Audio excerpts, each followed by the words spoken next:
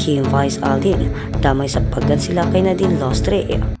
Talk of the town ngayon ang ginawang pagkansila umano ng mga netizens kay Nadine Lostre. Sila kasi yung hate ang online gambling. Di kasi matik ng mga nagmamalita ang pag-endorse ng Viva artist sa nasabing uri ng sugal. May mga passage video ang nagsabing tila taliwalas daw ito sa advocacies ng actress at ginawa ng endorser for the money. May isa namang kilalang online chismoso ang nagtanggol kay Nadine na nagsulat pa ng open letter sa bashers ni Nadine. Anya, dapat daw na maging realistic lang ang detractors ni Nadine dahil wala nila naman na siyang inaapakang tao sa endorsement niya ng online gambling. Dagdag pa niya, karagdagang pagkakakitaan lang daw ito sa actress.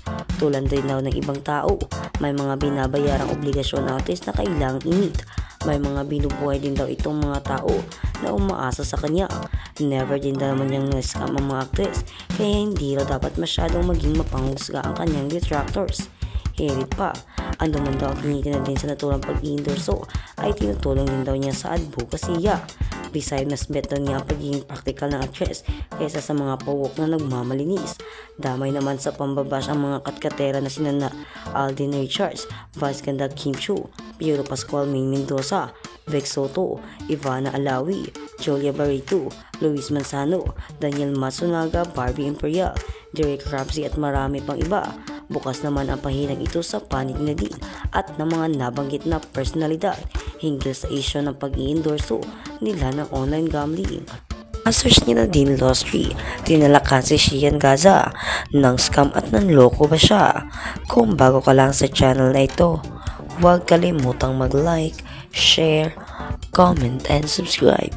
At huwag kalimutang pindutin ang notification bell icon para maging updated ka sa bawat upload nating video. Kaliwat kanan ang bashers ni Nadine Lostre dahil sa pag-i-endorso ng online casino na para sa kanya ay trabaho lang, lalo't may management company siya na mas nakakaalam kung ano ang nararapat. Ipinagtanggol ng lalaking marites na si Shian Gaza ang actress na nagsabing sanay maintindihan ng lahat kung bakit ito ginawa ng actress. Unang-una na riyan ang mga gastusin at bayarin ni Nadine.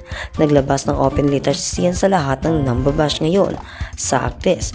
Narito ang buong post ng social media personality. Open letter to all the haters and bashers of Nadine Lostre. Matumal na si Nadine ngayon. Walang projects. Kung mayroon man ay patik-pitik na lang at sobrang barya ng PF. May mga loan na kailangang bayaran yung tao. May mga bills na kailangang habulin buwan-buwan. May lifestyle na kailangang i-maintain. May mga buhay din na umaasa sa kanya.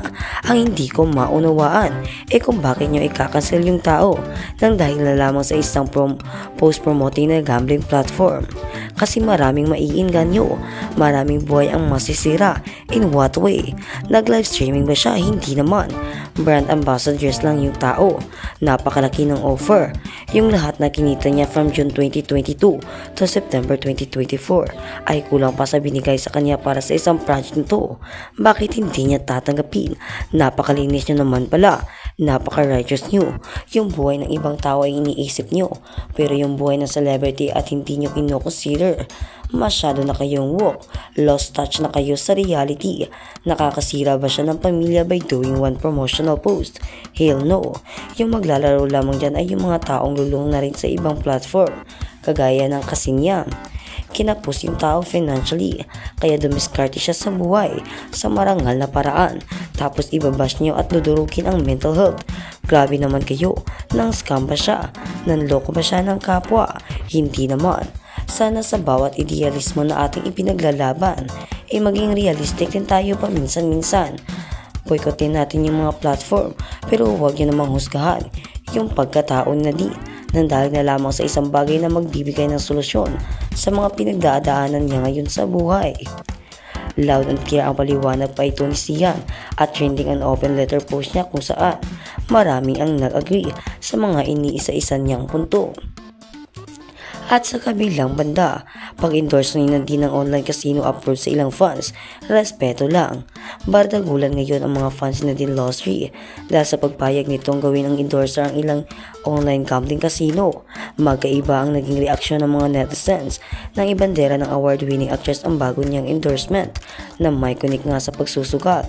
Ipinost ni Nadine itong nagdaang November 16 sa kanyang official Facebook account ang litrato niya na hawak ng cellphone kung saan makikita ang screenshot ng online casino na Bigwin 29. Mababasa sa caption ng FB post na din ang tungkol sa launching ng naturang gambling app at ang kanilang official platforms. Base sa mga nabasa naming comments sa Sockmeet, ibang-iba ang pananaw ng taga-support ni Nadine. May mga nag-approve sa kanyang latest endorsement, pero marami na rin ang kumontra. Medyo shock ako.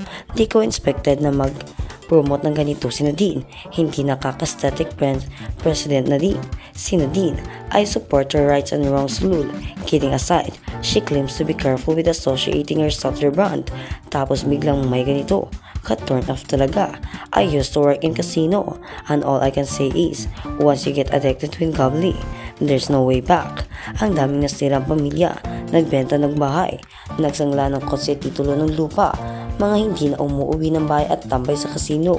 Walang Taiwan, ultimo mag-CR hindi magawa, hanggang sa mabaon na at naging tambay na sa casino at nakikiamoyo na lang sa ibang players at manghihingi ng balato pang taya nila.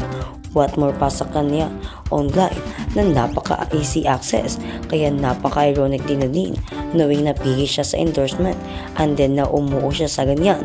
It's just money after all. Ang dami namang judger, trabaho lang walang personalan. The only winning mode in gambling is not to play. Protect your finances, family, and future na din. This is not you. Dagdag pa niya. Gambling is a choice. Just respect her hustle. Green guys, she is a business-minded. I am not surprised that celebrities are endorsing these. I remember when international celebrities and athletes introduced cryptocurrency and now legalized sports betting. Ang ipal ng iba dyan, Nadine is a responsible adult. Hindi niya hayaan na masira ang name niya sa isang endorsement. Alam niya ang ginagawa niya, kaya please lang stop the hate. Grow up guys, ang daming perfect ang life. Decision din yan, kaya pwedeng respetuhin na lang. Hindi naman kayo pinipilit mag-casino, no?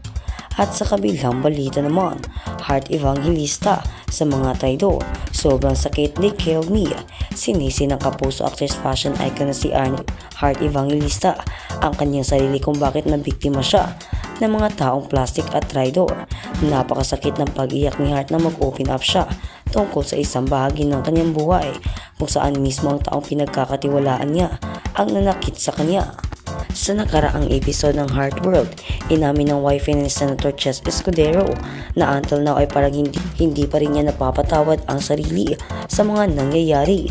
She had no idea what was coming for her. I really felt like maybe to a point na minsan hanggang yun, di ko pa rin ma-forgive yung sarili ko kasi at the end of the day, kahit sila yung mga nakasama ko noon, ako pa rin ang gumagawa. Pahayag pa ni Heart, actually, sobrang sakit ito para part na to kasi I felt like I was sleeping in my most loyal soldiers but I woke up as a ghost. They killed me in my sleep. Aniya pa.